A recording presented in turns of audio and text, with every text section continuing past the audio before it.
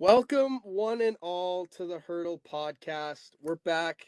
Me and Bailey. Avery couldn't make it tonight, but we wanted to cover the finals because that just happened.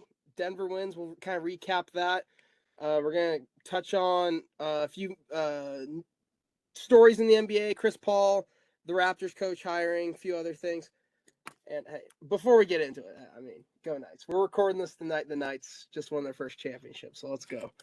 Even though we don't do hockey anymore. Mm-hmm. Go Knights. Still gotta get your big ups in. Still gotta get it. Exactly. But we want to start this podcast with a little something different, and Bailey had this great idea, so we're gonna roll with it. Bailey, you want to kind of explain it a little more? Yeah.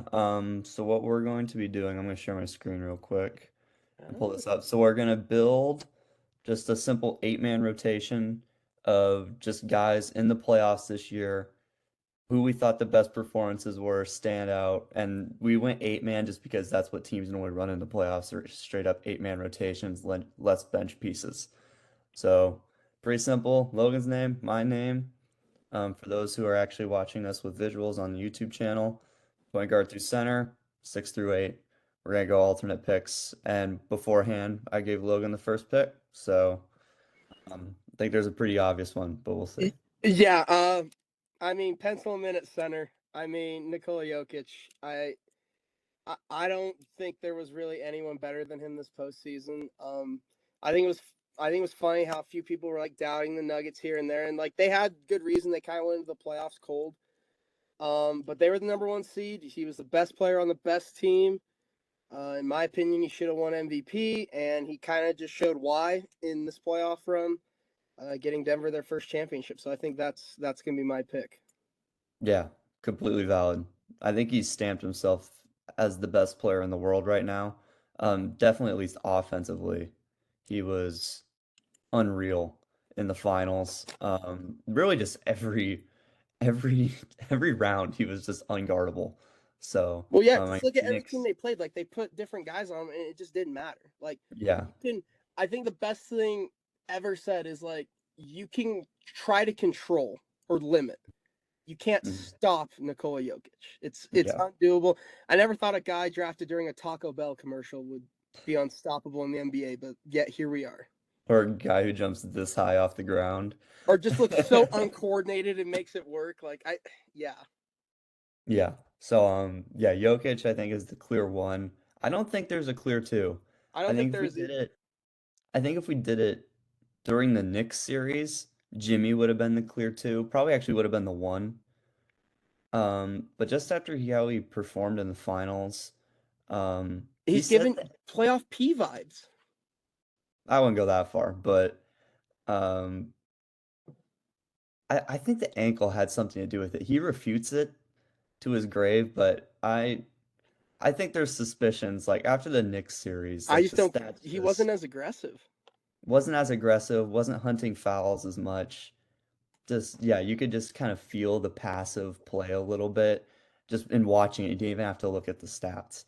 So, and the stats backed up all those things, just the less free throws, not as efficient from the field, not really getting to his spots as much. They weren't calling his number as much.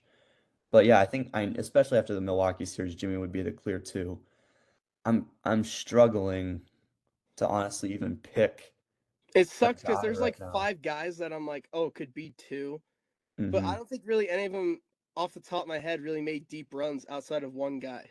Yeah. Um, yeah, you could think Jamal Murray, of course, the finals. He was an elite too. Jimmy, of course, but I think I'm gonna go Steph. Damn, I was hoping you weren't. I'm gonna go Steph. Nice. I just the transition he made from the Sacramento series to the LA series, where he went from being a 50-50 on-ball, off-ball player to actually just playing like a straight up traditional point guard role and getting double-digit assists in most of those games in the LA series. He and no one else on Golden State showed up. I think I kind of have to go Steph with the way he was playing. He offensively looked arguably the best he's looked almost ever in these playoffs.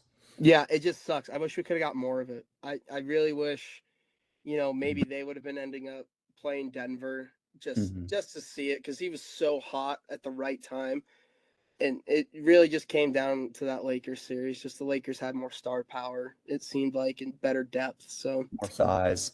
yeah, the size was the big AD difference. killed him. That's where I'm going next. Is it? I'm gonna take AD. I think I'm gonna get my bigs. I think Anthony Davis probably played some of his best basketball as a Laker in this playoff run. I think in a lot of series he was the reason the Lakers made it as far. Like, obviously LeBron, but just AD was the difference maker, and we kept bringing it up. Him and Triple J, like, who's going to win that matchup, and who's going to win the matchup? Like, he played great, I think, against Jokic. He played great offensively. Defensively, he limited him as much as he could. But yeah, I think he had a great showing. If if he can keep that rolling into next year, it wouldn't shock me if the Lakers are right back in the Western Conference Finals.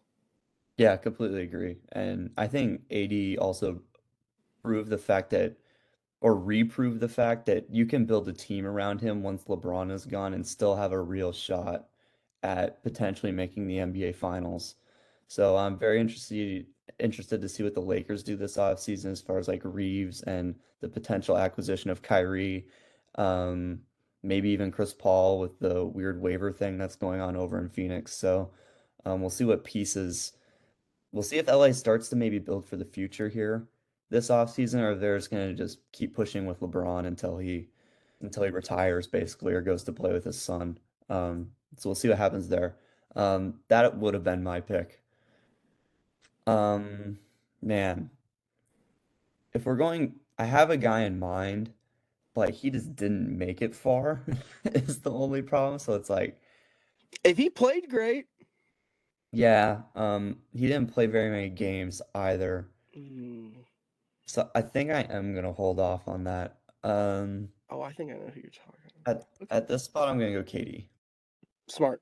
I Curry and KD is an unstoppable combo. We've seen it before, but he was just phenomenal in these playoffs. Grant, he was a touch inefficient, especially when we hit the Denver series. But man, that LA series, he tore the Clippers up from about every spot. Seemed like he made the right play most of the time, and every time he got double teamed, he had the ultimate safety valve, who will probably end up getting picked in this draft at some point. So um, he's probably gonna be the next pick. I wouldn't be surprised by that. So far away. I mean, I'm looking at it. I gotta jump you for a shooting guard because you took my point guard. Give me Devin Booker T, man. I think Booker played really good. Again, it's like we mentioned in previous podcasts. I think, just playing more time together, this team will be unstoppable. Mhm. Um, in Phoenix, with Vogel getting the job, I think it's an okay hire. Interesting We've match. seen, huh? Interesting match, I feel like, with a like really defensive coach there. I felt like they were gonna go Nurse. I I think think we've Nurse. I talked think about it Nurse was the before. obvious pick. Yeah. And I I think just, that's a great hire for Philly. yeah, Restructure the offense. for sure. I think maybe that hire is maybe to get the full potential out of DeAndre Ayton because he is a big dude who Hmm. is not great defensively, to say the least, especially out west. And we've seen him do it before with two superstars and just letting them play. Hmm. He won a championship with the Lakers and just let LeBron and AD do their thing. I could see very similar results with KD and Booker. And Booker had a great first round. He had a good second round. It's just I, he got cold at the end of that Lakers series, and they both did. Frankly, him and KD. The Nugget series. Yeah, sorry, Nuggets series. My bad. Excuse me, Nuggets series. But yeah, I gotta get a shooting guard, so I'm Hmm. gonna take Booker. Yeah, that's definitely the pickup there. Um, hmm. Very interesting, very interesting. Um, yeah, I feel like I'm gonna take the guy I was talking about earlier. I'm gonna take Giannis. Um, I know he only played 3 games these playoffs, but the stats in the 3 games are just unbelievably, they're just absurd. I feel like he's 1B right there with Jokic, still as the best player on earth. Um, of course, Jokic getting his ring this year separates that, and Giannis being bounced in 5 games to Miami is the difference there. But I just feel like just with the way Giannis played when he was healthy, if he just makes free throws, I don't even know if Miami wins that series. Like they would win game 4, they would win game 5. And then we're talking 3-2 Milwaukee going back to Miami. So, um yeah, it Giannis is just like Shaq in my opinion when it comes to how he scores the ball. If he can make free throws, he's almost like a 40-20 in the playoffs as a stamp. Oh, It's insane. So, just the productivity in the 3 games, and maybe I should have taken Jimmy Butler there and just moving KD to the 4, but sue me. I don't care. I mean, fair. I actually thought you were going Sabonis. I thought that was going to be the Hmm, pick. interesting. Because I contemplated taking him over AD for a second, or Jaren Jackson, but Wish you would have. no, no shit. But um, I mean, I'm gonna take LeBron, man. Like he's still sitting there. He was still so efficient. Again, him and AD were just kind of unstoppable until they ran into Denver. It seemed like. Yeah, it's LeBron, man. It's playoffs LeBron. He was dropping what 20 and 10 almost every night. Oh yeah, he's a guaranteed 26, like 8 and 8 Yeah, every night. Like that's the low bar for LeBron in year 20, which is absurd going into year 21. And he was even dealing with the foot thing. So if he shot the ball better from 3 in that series, I think it would have been much more competitive than a sweep because all the games were close. LeBron just couldn't drill a 3 to save his life in the fourth quarter of that series. If he goes anything above 1 for 20 from 3, which isn't even like an over exaggeration, I'm pretty sure he actually shot worse than that from 3 in the fourth. They win 2 of those 4 games, and we're probably looking at game 5 as a tied 2-2 series. I'm surprised you didn't go Jimmy there, so I'm just gonna throw Jimmy at the shooting guard. He played shooting guard um, valid. earlier in his career, so he can make the adjustment, whatever. We're gonna play a bigger lineup, and just J Jimmy was just so unstoppable in that Milwaukee series. It didn't matter who Milwaukee put on him. He was going for 40. Like that was just the outcome of game 4 and 5 is he was just gonna put the team on his back. And he almost single-handedly closed both of Milwaukee's double-digit leads in that series. And like I said, after the ankle thing was a little shaken up, I don't think he played as well. And then all the numbers prove that. But just what he did in round 1 deserves credit here. And then just dragging this team to the finals, um, Dragging. like literally dragging them to the finals through just 7, just probably the most insane series I've ever watched against Boston. And then just the slugfest that is New York, where each game was like 65 to 80. Um, yeah, just being able to carry them all the way to the finals is an absurd. It's probably the quote unquote worst finals team maybe in 10, 20 years. But Yeah, Jimmy Butler is the reason that they were there. yeah, absolutely. Um, I need a point guard. I've been sitting here trying to run through a few of them. I'm just gonna stop beating around the bush for who I want. I'm just gonna build a Kentucky lineup. It feels like I'm gonna go De'Aaron Fox. Um, what what Fox did I like that. in that Kings Warrior series, like we saw how much that team grew. I was on that bandwagon. Granted, they didn't make it out of the first round, but like De'Aaron Fox for his first playoff appearance, and that's what we're basing this off of, played incredible. I think he played great every game. He had the assignment of guarding Steph Curry, which is never easy. Um, and yeah, I think he played well. It's a Kentucky lineup with LeBron and the MVP. Hmm. Yeah, I jumped the gun. I thought Kentucky, I thought you were going Murray and just pairing him with Jokic there. Um, so I'm just gonna take Murray as my sixth man. Smart. Um, Gotta have a backup one for Steph. You keep the same shooting. Murray's the first ever to average 50, 40, 90 in the Western Conference Finals and average 30 points a game.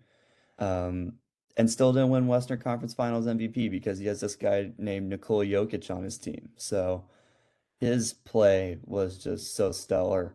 Everyone was calling him Bubble Murray. I don't know if I would even call it Bubble Murray. I feel like Bubble Murray was a little bit more takeover. I thought this one was a much more refined Jamal Murray. Know when to pick his spots, not taking over an entire offense, but still getting 30 with him playing in the flow of an offense, I think is almost more impressive, especially when your number one guy is also averaging 30. So, just what the efficiency of what he was doing this playoffs and just hitting clutch shot after clutch shot for this team, he was beyond phenomenal and easily the number two reason why Denver even won a ring this year. Absolutely. I didn't want to do too much teammates, Hmm. but uh, I yeah. like the So Fox pick though. I'm not dogging on the Fox pick. oh no, He definitely was not. awesome in Sacramento. Yeah. So I'm now going to play the long game and realize you don't have a center. Hmm. Give me Joel Embiid as my sixth man. Yep. No Sabonis Um, there? I'm not going to give them both to you. I just said I'm not doing like I don't want to do a ton of teammates. I get Uh-huh. a pair of teammates. Who knows? Who knows how long that's going to last? But uh, I mean, Embiid I thought played really well in the playoffs. I mean, he won MVP. It was just a game 7 in Boston that no one showed up really, and um, I think with the now that he has Nick Nurse as his head coach, I think it's going to be an interesting fit. I think his game offensively, I think we'll tune it up. But I think defensively, this Sixers team might struggle at times depending on who they have at the guard positions. But hey, you don't got to worry about that when you have the MVP down low. Yeah, definitely. Um, Dang. Thought I was gonna be able to get away with that one. Nope. I'm gonna counter. We're gonna move some Oh, lineup. We're gonna do oh, some here lineup. we go. I'm only gonna do the one. We're gonna move Giannis to the center. You I'm gonna did draft Jason Jimmy. Tatum. I'm gonna take Jason Tatum. Um, I don't really know what to say about Tatum that I haven't said already in the past four podcasts. Still needs a midi. Um, that's how you score in the playoffs. But Game 7 alone against Philly makes him draftable in this spot. Much less what he did against Atlanta. Even though I thought Jalen actually played better against Atlanta, but the things he did against Philly, struggled in the first half, but always somehow found momentum in the third and fourth quarter of those games. Um, it's so tough to go down 3-0 and try and win a series. I think the huge grab against Boston is they were under 500 in the playoffs at home. That's brutal. Miami almost finished under 500 in the playoffs at home with their last couple games because they dropped two to Boston and two to Denver in the finals, even though they started out 6-0 at home. So it feels like home court advantage has kind of been wavering. But going back to just Tatum's play, um, he's the streakiest player in the NBA. I think he's the streakiest superstar in the NBA. But when he's red hot, he's the guy that you want on your team. And Yeah, he averaged double-digit boards. So. yeah, exactly. He had a great playoffs and really just streakiness, like you said. It he looked like the best player in the league by claimed by himself, and then there was times where I go, he's a bench piece, like Yeah. just too inconsistent for sure. I don't want to let you get both Celtics, so I'm tempted to take Jalen Brown, but actually, yeah, give me Jalen Brown. He could either be a backup 2 or 3. Yep. I think he was the more consistent of the two. He never had games where you're like, whoa, he didn't drop 50. But he was the second running mate to one of the better teams in the Eastern Conference. I don't think there was ever a game where I sat there and was like, man, Jalen Brown played terrible. He was hustling defensively. He may not have shot the greatest every night, but I know what I'm getting defensively out of Jalen Brown. Hmm. Definitely. Um, yeah. He's kind of like Tatum in the same way, just super streaky. Couldn't throw a rock in the ocean in the Eastern Conference Finals, but um, he started out every Philly game so strong. Like after the first quarter, you would watch the first quarter, especially of I believe it was game 6 was in Philly. Um, Tatum couldn't do anything, and I think Brown scored the first 13 points of that game. So they know how to play off each other really well. That's a great pick. Um, I'm gonna go Bam here. Damn. He played. so well in the or in the finals this year. I thought like he did everything he could against Jokic and still gave you 22 and 12 on the other side. Granted, one or two games he didn't shoot the ball entirely well, but that's gonna happen. Like that's why their 7 game series are tough to judge that way. You don't know who's gonna shoot the ball well, who isn't. Um, so yeah, I just thought Bam's, and then I can, if Tatum's not feeling it or Jimmy's not feeling it, I can just move Giannis down to the floor and throw Bam in on Jokic. Which I don't love, but it's literally the best option the league has. Yeah, that's valid. Hmm. This is the tough one now Mhm. because there's a few. It's a question of do I want to go big or do I want to have another? I probably need another guard.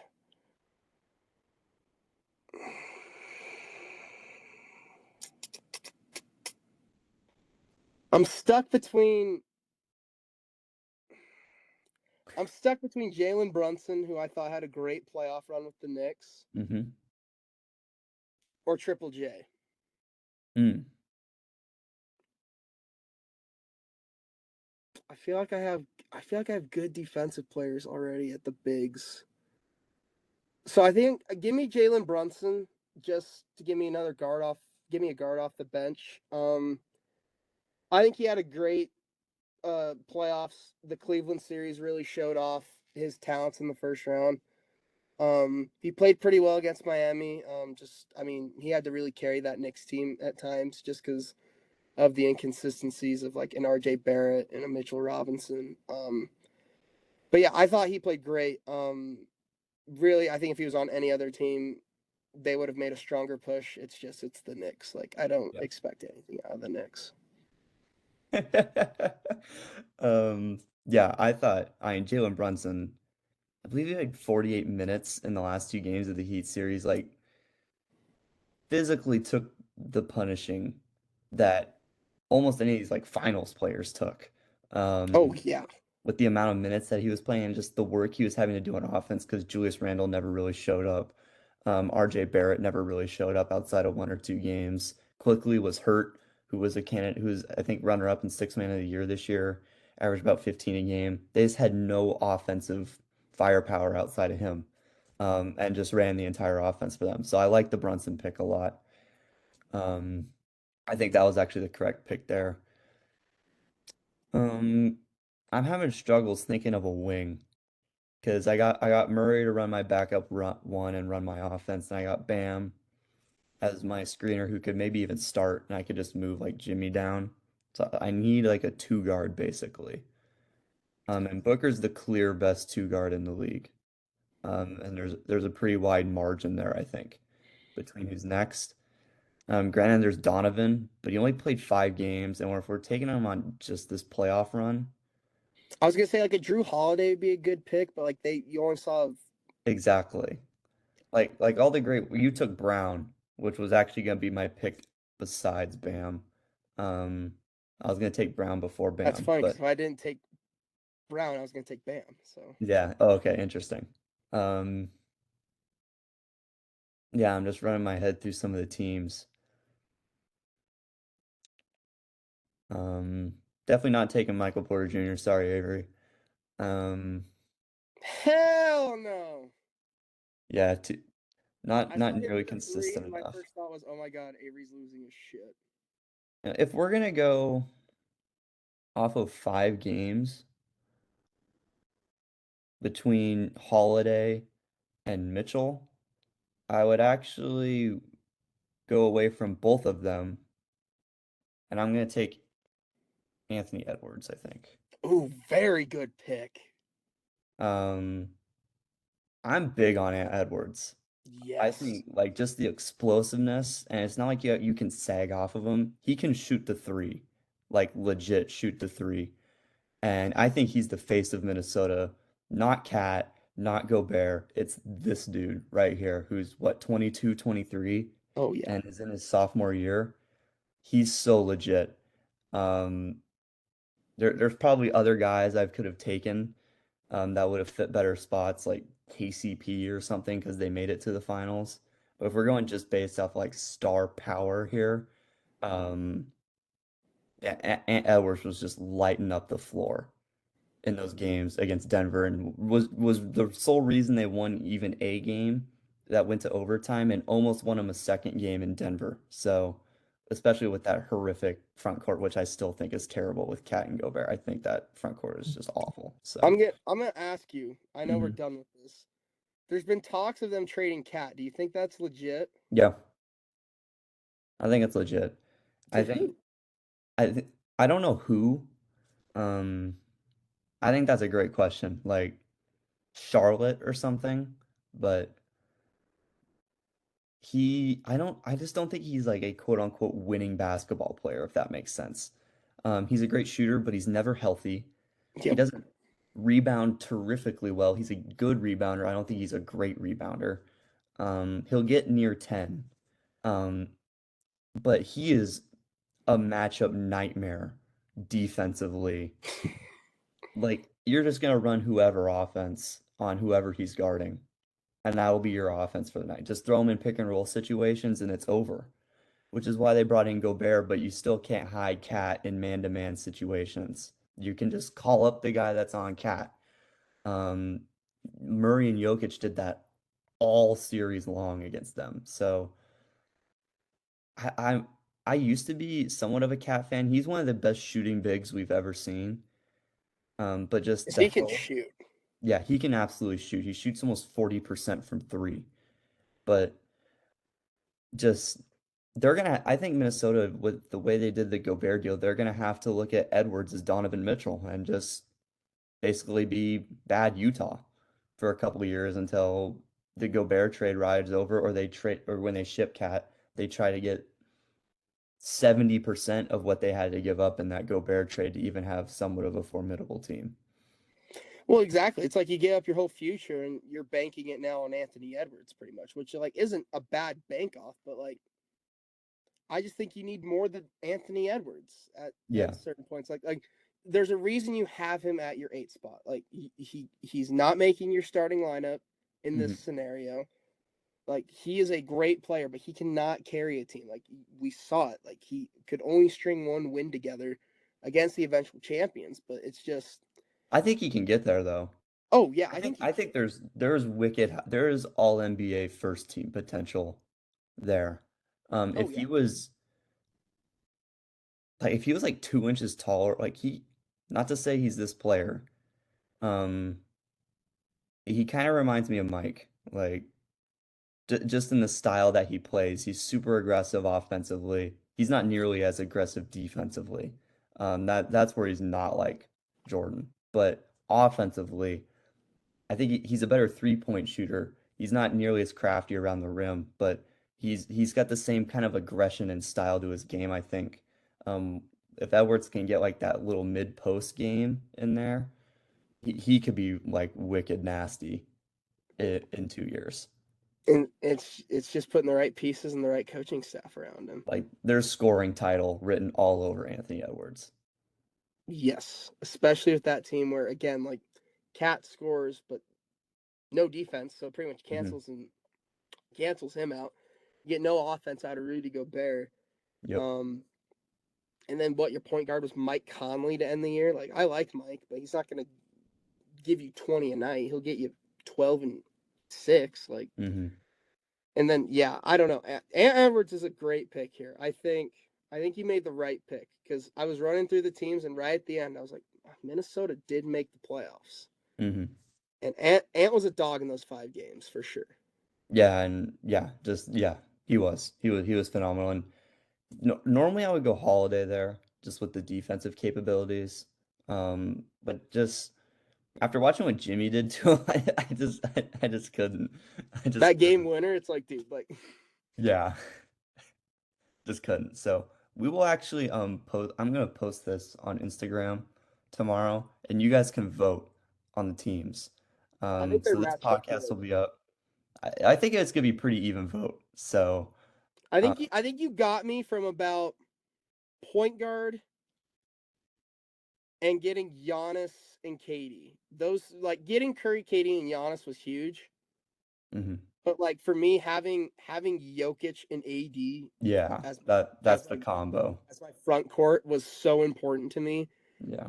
And like I was sitting there like, oh, maybe Bailey will take the center, maybe he'll take Embiid, and I'll get Murray as my sixth man. And then once he didn't, I'm like, well, shit, I'm just gonna take his center and see what he does. I want to see what comes of it. So, Yeah, and the only reason I didn't take Embiid there is just like the health thing. He yep, didn't play very well in the Brooklyn series, I didn't think.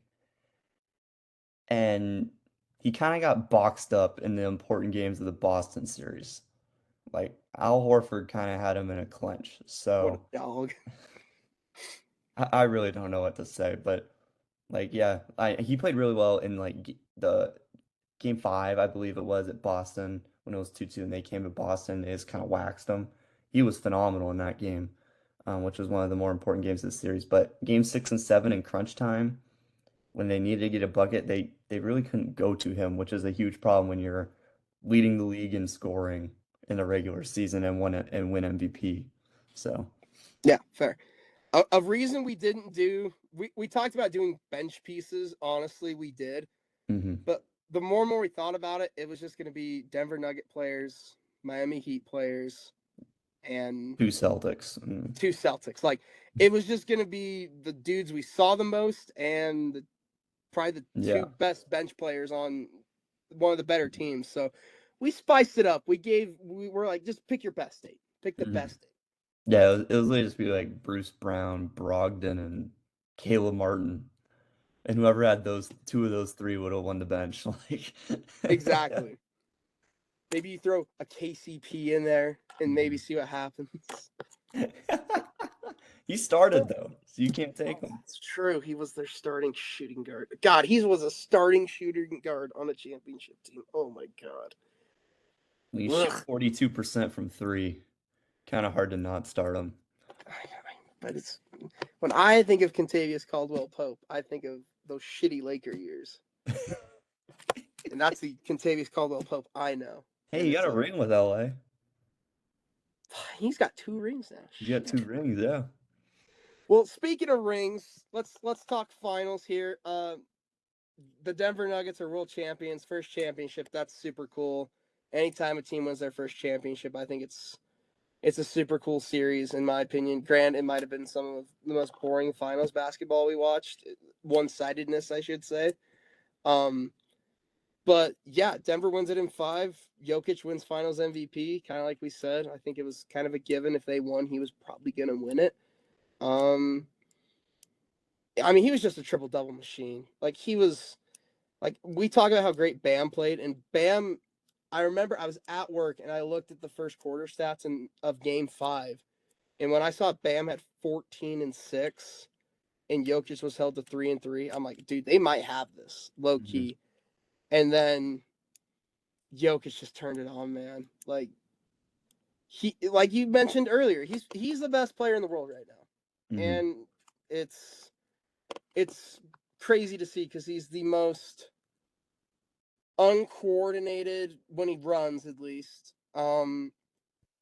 Most random white guy you could have picked I off the love it. street just because he was 7'1" Mhm. and built a team around him. It's just impressive. Coach Malone, coach incredible. He's proving he was the best hire back in 2015 when they hired him. Because he got him a championship, Mhm. and congrats to them. I think Denver looks so good. I think Denver is obviously going to be the favorite going into next year. Um, and I think what helped them this year was getting healthy at the right time. So hopefully all their pieces can stay healthy for a majority of the season. Throwback question real quick. So with Denver being the favorite next year, I think, which is pretty, it depends on if they get to keep like Bruce Brown, who I know is a free agent, right? And some of their key bench pieces. But say they at least replace them to some level of efficiency. Is there, and the talk after every championship is there dynasty potential here? Do you see dynasty potential with Denver? I think I think Denver finally got the right pieces. I think if you can retain those pieces, I don't see why not. Because you kind of look around the West and like I think there's a lot of teams that are uncertain. Um, Hmm. the Lakers are very uncertain. You don't know if they're bringing back Austin Reeves, who was a huge part of their run. You don't know if LeBron's gonna leave for some reason. You don't know if LeBron's gonna retire. Mm-hmm. You look at Phoenix. I mean, health Yep. and a new coach. I'm Golden missing a State with team. the Golden like with the Golden salary State. problems. Yep, with their salary problems and not having a GM right now. Like, frankly, Denver is in the best spot I think of any team in the West. And when you consistently have the best player on the best team, I think that's more than enough to be a dynasty. Like, if we look at any dynasty in any sport, it's who is the best all around team and who has the best player. Mm-hmm. And you look at some of those Patriots teams, they were the best all around team, and Tom Brady was the best player in the league or best quarterback, whatever you want to say, at the most Yep. important position. The Heat runs. LeBron is the best player in the league, and they're the best pieces around him. Chiefs as And of late. yeah, the Chiefs is elite. Mahomes is the best quarterback right now in the league. They have all the weapons for him. They have a great defense, Mm-hmm. at least in the front seven. And it's just it's so you don't want to throw around dynasty and like those Warriors teams. I think are an example of you can throw that around as well. It's just it's honestly how long you can maintain your health of your players. Because Denver again they've been right there. It's just they can't stay healthy. If you get a healthy year out of Jamal Murray, a healthy year out of Michael Porter Jr., a healthy year out of Jokic, and your bench is good, like I don't see a team out west stopping them. Mm-hmm. And there's a few teams that are like, okay, maybe, but like they have to keep everyone and they have to stay healthy. Yep. So I think we're gonna be in store for I think probably Denver and Phoenix going at it. Just because Phoenix has the best team on paper, it's just all about health for them. Mm-hmm. I could see the Lakers making one more run, which sucks for me to say. Um, because I hate the Lakers, but I can see them making one or two more last pushes with LeBron on his last legs here. I think like not like LeBron played bad or anything. I think you could kind of see him though. The fatigue was definitely there, especially the foot thing. Um, Maybe just injuries are creeping up on him a little bit later than players in their normal. Like Durant has had so many injuries, especially over the past like 4 or 5 years with that Brooklyn tenure. LeBron's, I think, maybe just be creeping up on him a little bit earlier, but no one takes better care of their body than LeBron does. Exactly. So I could see one or two more runs with the Lakers. I agree with you on Phoenix. I think Sacramento is really, when you look at like youth and potential, I think they're really the only other team that can really even like match Denver in those categories or like after 5 years. Like we're talking 5 years. I think Denver is still potentially the best team in the league. Like Jokic is only 27, 28. He's Yeah, 28. And Aaron Gordon's 27. Michael Porter Jr. is like 25. Jamal Murray's 27. Like their they are a four young best team. players are below 30. And there's continuity there. I think the stars are aligning for Denver to dominate the West for the next 5 years. I think it's legit. I think they won every game in six or less games, and the sixth game against Phoenix might as well not even happen because they won by 40. Yeah, So they were by far and away. They were in their own tier of team this year when it came playoff time. And like you said with the health thing, they did the right thing at the end of the year. Granted, it may have cost Jokic an MVP, but they took their foot off the gas with about 15 games left. They're just like, hang on to the one seed, and we're good. Jokic got his two MVPs. I think Jokic will still bang for one or two more. I I was think gonna he'll say, how still many get more do you think he those. gets? Honestly, Probably two. I think if he puts up the same stats he did this year, next year, people are gonna regret. You can already see like the regret is just everywhere. So, um, with I mean, granted, it's a regular season award, but postseason, I think tends to sway people, at least in the early voting of next year's MVP oh yeah, votes. So, there's not a great taste in the mouth with Giannis and Embiid. So, um, I think Jokic will it's actually probably all on. win it next year. I feel like it's all on Jokic and Doncic right now. Like Doncic? Doncic has to make the playoffs though, I know, but like again, stats regular wise. season award. Like Hmm. I feel like it's just honestly, it's those two. I feel like Yeah. for me, I feel like it's gonna just come down to those two the next probably couple years at least. I think Giannis will still be in there too. His defensive numbers were down this year, which was kind of weird. He was still defensively efficient, but like just the total numbers of blocks and steals weren't as high. I don't even think he was over a block or a steal a game, which normally he's up towards 2 blocks and up about 1.5 steals. So numbers were down there. Granted, he was better offensively this year, but yeah. So yeah, just the stars are aligning for Denver to take over. Like we said, the whole salary thing with Golden State. Steph Curry's 35.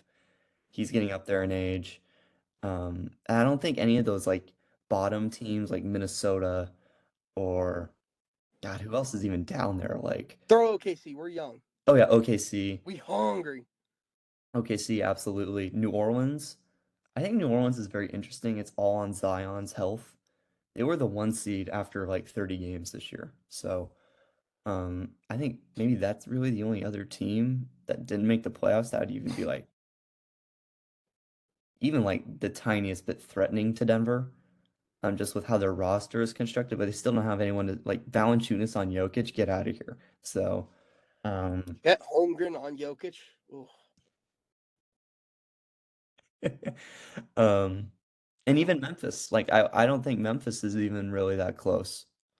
After what happened this year and the stuff with Ja and the whole thing with Dylan Brooks, that's going to be going down. And then they have to line up contracts for Desmond Bain. They're I feel like Memphis is even more towards like the Cleveland. They're more towards Cleveland than they are towards Denver. So just with how they constructed like Ja as your point guard, and you got Bane who's a nice two, and you have a nice four like Mobley and Triple J, with Cleveland there, but and Adams and Jared Allen as your five, but you have no small forward. So maybe Memphis makes a big splash and goes out and gets like Paul George or something. I was just thinking Paul George. Or I was maybe like Cleveland does that. a three that could be on the move. I mean, yeah, Paul George makes a lot of sense. Yeah. Let's shift it to Miami. I guess it's not a where do they go from here because like Jimmy's just carried this team. It's what do they do to alleviate it? Because like you mentioned, Bam played great in the finals. There's no denying that. But during the regular season, Bam was streaky. Like wasn't always Whole team healthy. was streaky. And again, yeah, that whole team wasn't really that healthy. I mean, hell, we saw some of their bench pieces that they were playing, and they all played great. All these undrafted guys are like second round guys. They played great, but I think we can both see the stars lining up here of they're missing a piece and they have all this depth and we've seen it time and time again every year. Like it feels like they're going to make a move and it's probably for Damian Lillard. Like Mm. it just feels like it. I think that gives them a big three out east that can contend with a Milwaukee big three, Boston, a Boston big three. Philly. Yeah, whatever Philly rolls out, kind of a deal. But yeah, where do you think the Heat go from here? Uh, yeah, 2 words: scoring guard. Uh, I wonder where one of those is. like you said, Lillard. I've been saying Lillard to Miami for almost a month now on this pod. Um, I think he wants to be in Miami. I think he said Brooklyn on his live also, which I understand wanting to play with Michael, but it's like I don't know if there's real title contender attributes with Brooklyn right now. And I don't really feel like that. it's like I know Dame isn't chasing rings. Like that's not what he's about. Like he's been writing it out in Portland, but like his legacy probably depends on rings now. He's Like due. he's so due. Yeah. He's due for a move. To where he can pull. We need to watch more playoff Damian Lillard. It's like we got it for the couple years there Ugh. earlier in his career, and he was so killer. Get made it all the way to the Western Conference Finals. That when you're just to get smacked by KD and Curry, like that's not even his fault. Those teams are just unbeatable unless they're hurt. So, which Toronto proved. Like the only way you beat them is to hurt them. So, and have Kawhi play just out of his mind. Um, one of the best playoff runs I've seen in a while, but except for maybe like Jokic this year. But um, yeah, just I lost my train of thought there. We were talking about Damian, yeah, but just Yeah, yeah, just more playoff his glory. his his playoff shots have haunted me. Yeah, so like the last like 3 years, has he even been in the playoffs for the last 3 years? The last one was when he hit the shot against OKC, right? Did they play in the bubble? Did they make? I thought they made the playoffs in the bubble, maybe. Yeah, because they played Did they play the Lakers? Lakers. Yeah, they played the Lakers, Yeah. and then the Lakers played Houston, if I remember correctly, who had that Westbrook Harden duo. Um, but they got waxed by the Lakers, even though Damian was putting up like 50 points. So it's time for him. It's almost like Trout and Ohtani in baseball. We just need postseason action, right? Um, and granted, it's only been like it's been 3 years now, but 3 years is long in basketball, Mm-hmm. comparatively to baseball. So, um, his time is limited, and I hope it's Miami for him. As a Celtics fan, stay away from Miami, please. But um, if we're thinking best match, Miami can make the contracts match. They have the picks, and then Portland can just move on, take the assets, and run. Get like Tyler Hero, draft Scoot Henderson, and reshape this backcourt. And they can do it pretty quickly. So I think the numbers match. My other one is Kyrie Irving to Miami, which the Mm, more I think about it, the more it makes sense. Just because you don't have to commit the 4 or 5 years or whatever. Because I believe Jimmy's a free agent after this year, this upcoming year. yeah, I think he may have a player option, but I don't know the entire details of Jimmy's contract. But and he'll opt in. yeah, he'll opt into that most likely, unless Miami's like atrocious next year for some reason. But if there's anyone who's gonna get Kyrie's head screwed on correctly, it's Eric Spoelstra and it's Pat Riley And Jimmy Butler. and Jimmy Butler, of course. And then you also have the pairing with Bam. They could run. There's like you can't have Gabe Vincent when Jimmy's off the court. You can't have Gabe Vincent be your main source of offense. There's got to be a second guy there, right? At least from a guard position. And you could just get Kyrie for the 1 year, or you could get him for the 4 year sign and trade. You would have to trade so many less assets to get him. Like it would probably literally just be like a straight up first round pick, Yeah. and that's it. So you could roll out a really nice team of maybe Hero would have to. I don't know how the salary cap would work with Hero, or you'd have to move Kyle Lowry, maybe waive Or Kyle like, Lowry because he's yeah, at like 30 million a year. But you could roll out Kyrie, Hero, Jimmy, insert player four. I Martin. don't, yeah, like Martin or something, and bam, that's a nice starting lineup right there. Um, and you're What would offensively Benson's really numbers? gifted, so yeah, either Dame or Kyrie, I think there would be a nice match for Miami to move on. And they've made the three last conference finals, I believe. Last three conference finals. They made two finals. They've been there more than Boston has, and Boston's been to five conference finals in the past 5 years. So they know how to get there. They know what it takes. They're just missing that one offensive piece that makes this whole thing click.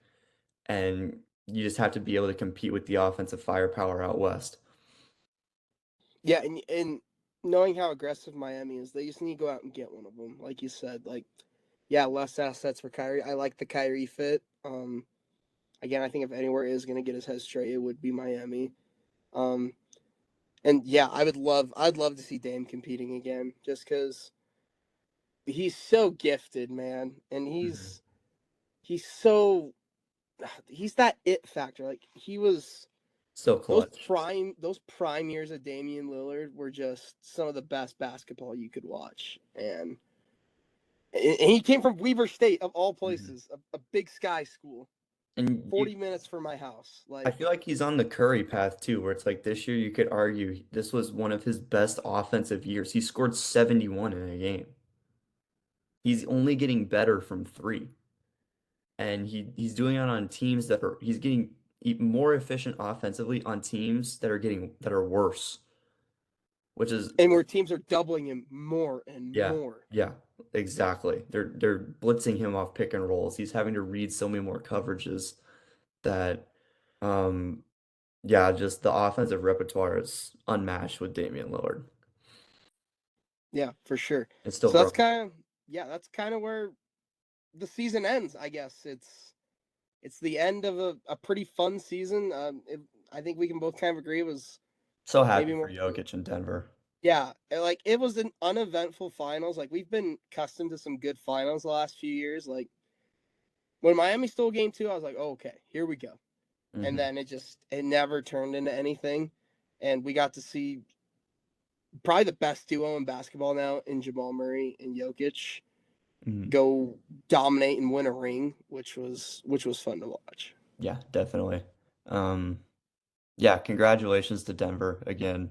Just First just an title. insane playoff run. Like Jokic led all players in points, rebounds, and assists. First player As ever a to do center. that in a playoff run. Um, Statistically up there with Prime Shaq. I'm pretty sure I mentioned that in the last pod with Avery. But yeah, just unbelievable. I think he's vaulted himself into one of the 20 best players of all time, and he's right there with Giannis, and those two are gonna. I really, as a Boston fan, I really want to see a Jokic Giannis finals. Like, I think that would Ooh. be so much fun. Um, and we've had this year, like, I mean, yeah, it was kind of a boring final. I think each game was interesting, and we didn't talk about Game 5 a ton. Um, but yeah, I totally thought that game was going Miami's way, just like the way it was going. It was just chaos for the first 8 minutes. Yeah. And Miami's strategy, well, let's see how hard we can punch Jokic in the face, literally, and get away with it. Just like try and just like put him on the ground as many times as you can, And um, get him in foul trouble. That's and where I get him thought in they were foul going to get him trouble. because he had 5 fouls with like 7 minutes to go in the fourth Yeah. quarter. I'm like, this is where Miami makes their run. Hmm. And then Bruce Brown comes in and just I made a couple was shots and stretched it. I was stunned by the lack of Jimmy Bam pick and roll. Like Jokic, we know isn't great defensively, struggles to move his feet and all that. But he tries at least, right? You know, he's out there trying. That's why he has the 5 fouls. He's at least trying. Um, I feel like Jimmy should have been able to expose that matchup a lot better. But granted, maybe that's the ankle thing. I don't know. Well, yeah, especially when the center that's going to come in is either you move everyone down and play Aaron Gordon at center or DeAndre Jordan's coming off the bench. Like, Yeah. that seems like a matchup that I thought they were going to take advantage of. Again, there was 8 minutes left and they were down like 8. And I'm like, oh, Jokic has way too many fouls. Like, this Hmm. is Miami's chance to get it. Like they wore down the Nuggets. Like they had them. They had their star player out with fouls, and just nothing really came to it. I think at the end of the game too, when they had their shot, when they were down two, it was two. Hmm. I think both threes that they took were absolutely atrocious. Those were not what I think Eric Spoelstra drew up. I think he run a Duncan on a three. You could tell clearly. I think it was the broken down. I think it was the one with 40 seconds left about. Yeah, That was clearly for Duncan. and It was Jimmy either a just quick three, it was a Duncan three off the come around, or it was a quick two with Jimmy, and neither of those happened. hucked up a three that damn near went in, but that shot would have been insane. And then again, you bring it back down, you're down three, and Kyle Lowry's the one shooting your three. It's like, Hmm.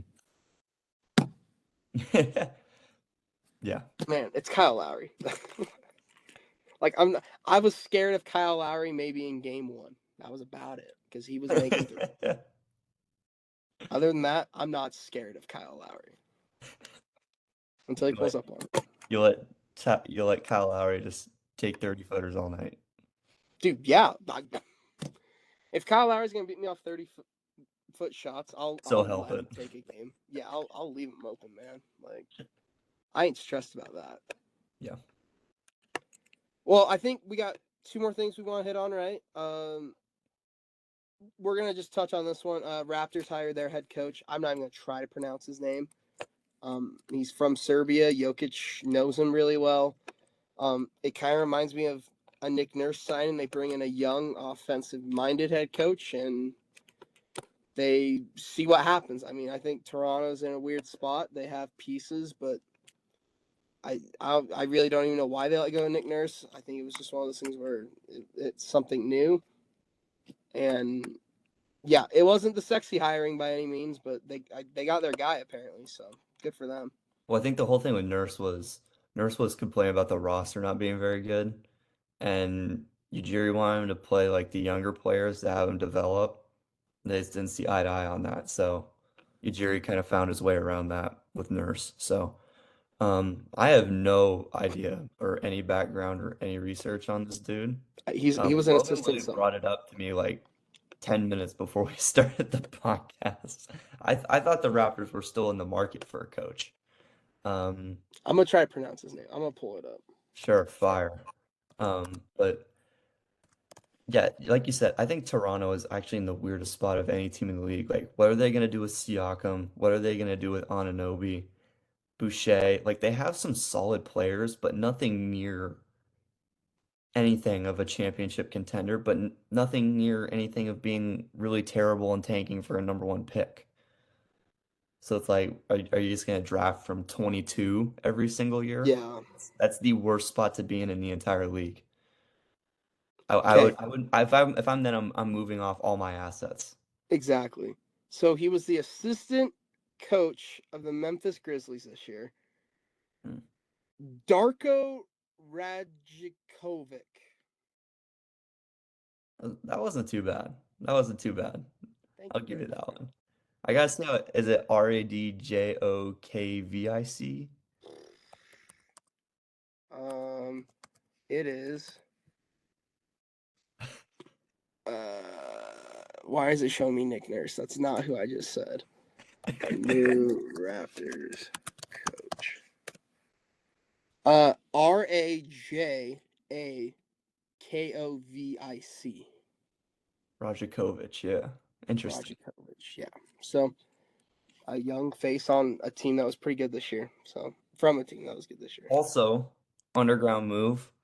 Boston Celtics hired Sam Cassell. I had to bring it up. I'm sorry. Um, if we were gonna talk about coaches, I had to bring it up. We talked That's fair. about veteran leadership getting behind Joe Mazzulla. Brad Stevens said Joe Mazzulla was the guy 2 minutes after the Celtics lost Game 7 against Miami. So it was all about getting veteran coaches. I don't know why the hell we didn't do this after Game 20 of the regular season, but better now than ever. So Yeah, because it sounds like most of your guys are going to Houston from the sounds of it yeah, too. 4 of our top 6. Yeah, so it's bringing those in, and when you bring a guy like Sam Cassell in, that brings people in Yep, that massive want to one. coach with him. So good hire. I knew you were gonna get it in Yeah, somehow. I had to. Last one we're gonna touch on. I know Avery and Bailey have touched on it. Chris Paul. Chris Mhm. Paul getting waived from Phoenix. And then That's not what, getting waived. and then Did not you hear getting about waived. that? Wait, what? Yeah, so the whole thing is, and I think this wasn't very clear on the first pod, which is kind of why we're going over it again. But so we got waived, which is what Chris Haynes reported, I believe. And then about 2 hours later, because the due date for waived players to waive a player is the 21st, I believe. It's not for a while. It's after the draft and all that. It's actually like not for another 2 to 3 weeks. So today's what, the 13th or 14th? So it's not till like early August. They got like 3 weeks to make this decision on Chris Paul and whether they're going to keep him, waive him, whatever. So they announced he got waived, which didn't really make any sense. Because, like I said, 3 weeks. And then 2 hours or so later, Woj and Shams reported that he's actually still in Phoenix and they're having a meeting about his future with the team. So from there, there's options, right? So he legit gets waived after the 3 weeks. Um, he gets traded or he re-signs to Phoenix, like he gets quote unquote waived, and then he comes back to Phoenix on a much smaller deal. Um, because I think right now he's at 40. and I think they can bring him down to about 18. I believe he can get half. So I don't know what all the rulings and all the specifics about that, but at least from a couple of the reports I've read, Chris Paul is eligible if he wants to re-sign with Phoenix after getting waived, he gets half. So he's entitled to around 16 to $20 million, which would be much beneficial to Phoenix if that were to happen, or if they even want to keep Chris Paul in the first place. If you're Phoenix, would you even keep Chris Paul? I think on a team like this, a veteran point guard's probably the move. I don't think you want a young point guard and or campaign running your point position really. Hmm. So I mean, if you can get him for half the price, I don't see why you wouldn't. That makes negotiating with DeAndre Ayton a lot easier. If they can get him for half. If I'm Phoenix, I keep him. I Hmm. mean, we didn't get to see what that lineup looked like you said, for more than 20 games. I think a Chris Paul, who's one of the best passing point guards of all time, Yep. um, leading that team in a sense makes almost too much sense. But I also see them waiving him and just starting fresh, and maybe I don't think they have their draft pick obviously because they got KD, but maybe looking for a younger, cheaper option, like get a guy on a vet minimum or Keep go Ayton. make, yeah, just so you can keep Ayton. But yeah, I think I would say I would keep Chris Paul if I'm Phoenix.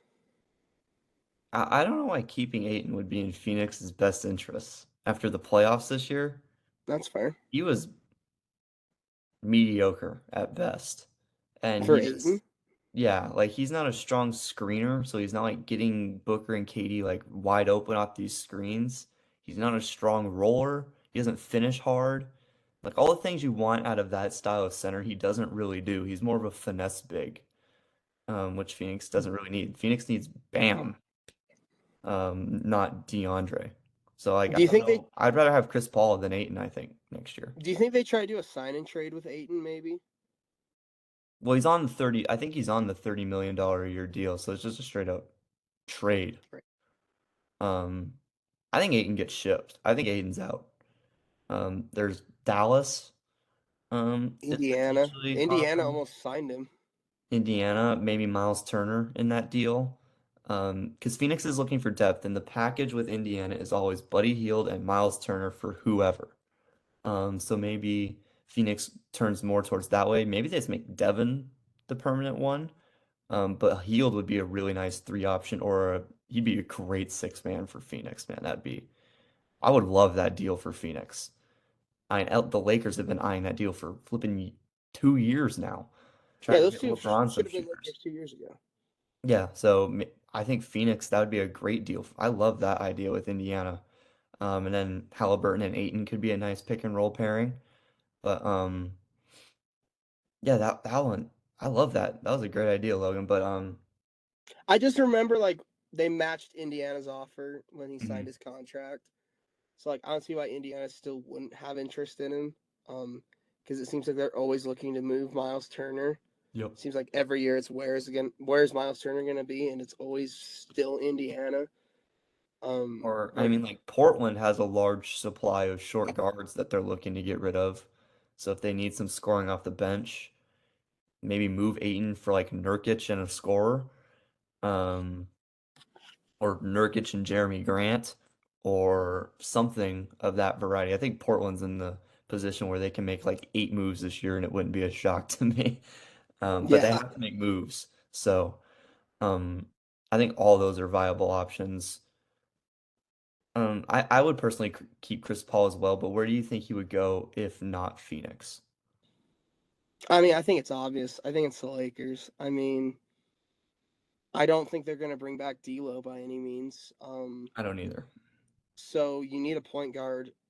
I get it's gonna be an old ass team. It's really gonna be a retirement home. It feels like, but if you want to keep LeBron happy, like the fact that like I know there wasn't a lot of substance to it, but like the fact that there was a thought in the world that Kyrie could convince LeBron to leave the Lakers to join him and Luka in Dallas, like that shows to me that maybe LeBron is not 100% bought into this Lakers team right now. Like There's talks of retirement. There's always talks of retirement with I LeBron. I think feel that's like. legit. I think the retirement stuff is legit. The Well, yeah, I talent think it stuff is is too. Dallas BS. is no. If Dallas happens, him and It's Luca, impossible. yeah. Do you know the But trade that has to happen for it to work? they would have to get rid of everyone pretty much. It has to be the one trade that works. There's one. It's Luca for LeBron. They ain't gonna do that. Hell no. So to me, I just think Chris Paul's LeBron's one of LeBron's friends. I've seen him do it with D Wade. I've seen him do it with Carmelo. I wouldn't be Dwight surprised if Chris Howard. Paul is the next one. Yeah. Um, do you think that team would be any good? Do you think they'd be better? Do you think they'd be better than this year with Chris Paul? Again, it's gonna depend on who they keep. I really think if they, Same team, strip D'Lo, insert CP3. I think they could be. I think Chris Paul is a way better facilitator of the basketball than D'Angelo Russell. I think he can play better defense than D'Lo, depending on the guard. Definitely agree with that. He's not a better shooter. I don't think so. Your Agree scoring, with I that. think, out of your point guard position wouldn't be as good. But at that point, you're only going to have maybe another year or two with LeBron, probably most likely. I don't see why you wouldn't try it for a year. I think that gives you a better option for a better facilitator. That gives you an option to maybe have a guy like Lonnie Walker be your backup point guard, and he gets to learn from a Chris Paul and maybe develop a little more. Um, yeah, I think it would. I think the Lakers could be better. It's not enough, obviously, to beat Denver by any means, or a Phoenix maybe. But I think they would be a better team overall. I think I disagree there actually though, but just for a couple reasons. One is the shooting. I value D'Lo's shooting when LeBron's on the roster more than the playmaking stuff that Chris Paul does That's valid. offensively. Because in late game crunch time, Chris Paul is not going to have the ball in his hands. That ball is going to be in LeBron's hands no matter what, which makes Chris Paul kind of a standstill in the last 3 minutes of the fourth quarters. I hate that. That's the last thing I want, right? So I think that's one. Two, when LeBron's out, injured, resting off the court. If they are keeping Austin Reeves, I would actually prefer to run the offense, I think, through Austin Reeves. Because if you look at what he did in the Denver series, he was phenomenal. He was terrific. And they were actually starting to run more offense through him, and the offense was actually getting better. Like Mm-hmm. they were running Reeves Davis pick and rolls. Legit. And they were scoring most of the time off that action. So, and I think Reeves is an underrated passer. I think he can play make. He's a great shooter. I would rather run the granted he doesn't have nearly the IQ of Chris Paul, but I don't know how much I value that IQ when I have LeBron on the team. And I feel like those worlds would just collide, especially in late game situations. And I'd rather just keep Austin Reeves in that scenario and have Austin Reeves almost play point guard in that role. Um, I find it interesting that like more two guards like Booker don't find themselves playing the one more often. Like Booker had to do it in the playoffs this year, and he was terrific. Mm-hmm. He was phenomenal. The tough thing is, um, I think I heard Steve Kerr talking about this. Like the adjustment that they made with Steph from going from 2014-15 to 15-16 when Steph won MVP that year, first of two, um, is he took him off the ball more because you know he's not coming up with the ball, so you can move him around. You have four other spots Mm-hmm. you can put him in now. That makes him way harder to guard. You don't know, like it's not just guaranteed Steph Curry pick and roll with someone, right? So that's definitely a reason. But I think you could see more two guards being on the ball and have it be a successful action for your roster, like Reeves, like Booker, plenty other like Donovan Mitchell. He's on the ball a ton. I can actually see him being off the ball more and him being more efficient. Guys like that. I think those could be extra, like being able to take advantage of their playmaking abilities. Like just because shooting is in the name of their job description, doesn't mean that that's all they have to be able to do, right? So, um, personally, that's why I don't like Chris Paul to the Lakers, but Where I do you definitely see? think it's a reasonable option. Like, I mainly just back in Phoenix, but if I had to go other than Phoenix, I heard Boston. I think that's terrible. I think that's so bad. Ooh. I'd rather just keep Brogdon, and I'd actually rather just keep Smart. And Tatum's gonna have the ball in his hands. Brown's gonna have the ball in his hands in late game situations. Chris Paul's not a 40% three-point shooter anymore. I don't think he really ever was, but he's not up near 37 anymore. He's more down towards 32. I think Chris Paul is actually kind of a declining asset. But granted, last time I thought that he was in OKC and he was phenomenal. But um, that's a good question. New Because like Orleans? you saw him on a young team in OKC, and then you look the year after, and Shea plays incredible. So that's Yeah. why it's like I get Chris Paul probably wants a ring, so he's probably if he leaves Phoenix, is gonna want to go to a contender. Like if you're one of these teams that has a younger player, like I think What about New Orleans? I think New Orleans would be a good fit. I think him and Monty had a good relationship. I think he'd be fun in Detroit to mentor Cade, but Chris Paul's not going to be playing six man in Detroit behind Jaden Ivey. that but that's what I'm saying. So it's like Yeah. he's not going to be doing that. I think New Orleans is an interesting one. Go back to New Orleans where it all started. I think the only problem is that is like then you have a really small backcourt with Yeah. Paul and McCollum.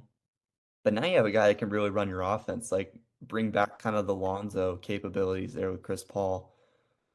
I don't know how the cap would work there, but 'cause who's New Orleans one right now? Is it Alvarado? It's either Alvarado or um it's not Devontae Graham anymore. It's Hmm. was it Alvarado that was running Or their was point? McCollum? Was CJ running the one? No, I think CJ was the two. But like all those other guys, like Zion doesn't have to have the ball in his hands. He can play pick and roll very That pick easily. and roll would be fun. Yep, that pick and roll will be very fun. Kind of like what I'm saying, like with the Lonzo stuff. And now you have a guy in playoff situations that you want managing an offense. Because I think New Orleans is going to be a playoff team next year. So um, the talent is just it's too high for me not to take If it. they can stay If healthy. Zion plays more than 40 games, they're a playoff team. So, Yep.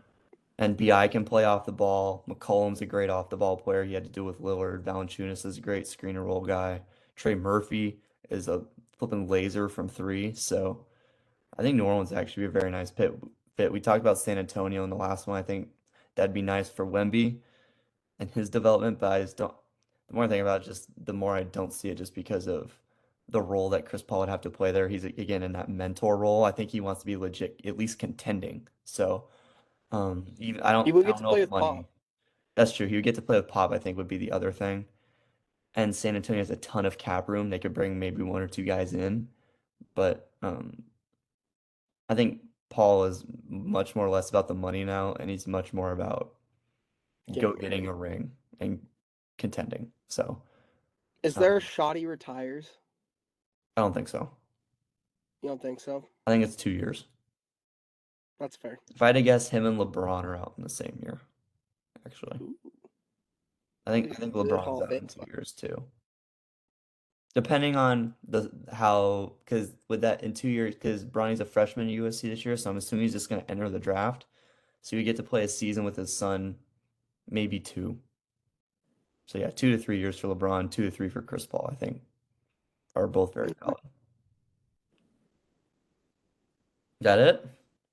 I, I want to say that's it. Was there anything else we wanted to touch on? I think that's everything. Hell yeah. All right. So thanks for tuning in to Hurdle Podcast, everyone.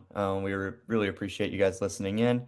Um, more stuff on the Instagram has been kind of popping lately. Also, the YouTube Shorts. Thank you guys for supporting those. Um, they're the same content, but if you just want to watch it on YouTube instead of Instagram, now that is available there as well. Grant, we said we were going to put up the draft that we did at the beginning of this podcast. That was a ton of fun. Vote on the team down there. If I had to guess, I think we're gonna Logan's team start. is I actually think we're probably gonna going to win. start. Yeah, I think we're gonna start. Unfortunately, this is the lull point of sports now. Mm-hmm. We're gonna be throwing some, I think, fun random content. If you like those draft ideas, like we could do different sports. Yep. We could do taking your quarterback, like ranking quarterbacks, like stuff like that. Everything. Yep. More like debate podcasts, towards like rankings and things like that. We're definitely we're all ears for suggestions on content that you Dare I guys say, want. we might rank the best college quarterbacks that we've seen play. That's Mm, been a thought. That's been an idea yeah, floated. that was a very large thought off that ESPN post, if anyone saw that. Best college QB since the 2000, since the year 2000. Debatable list, to say the least. Yeah. Debatable. So we're definitely gonna do some more college football stuff, NFL stuff, get you guys ready for the season there. Free agency, trades, the NBA draft. We're gonna have a pod for the NBA draft. That's in a week, I believe, already. So it's next week. So Yeah, we're we'll gonna probably give hop you a mock straight into that. draft. We'll do a mock. A mock. We're not as big on the NBA as we are the NFL around here, but so we'll At give least you a mock prospect there. wise. Yeah, Instagram, Hurdle Podcast, HRDL Podcast, Spotify, same thing over there. Hurdle Sports, type that into the search bar. Mine and Logan's name is on there. First one that pops up. So, I believe that is everything. So, Bailey, Logan, we appreciate you guys listening and peace, guys. Hell yeah.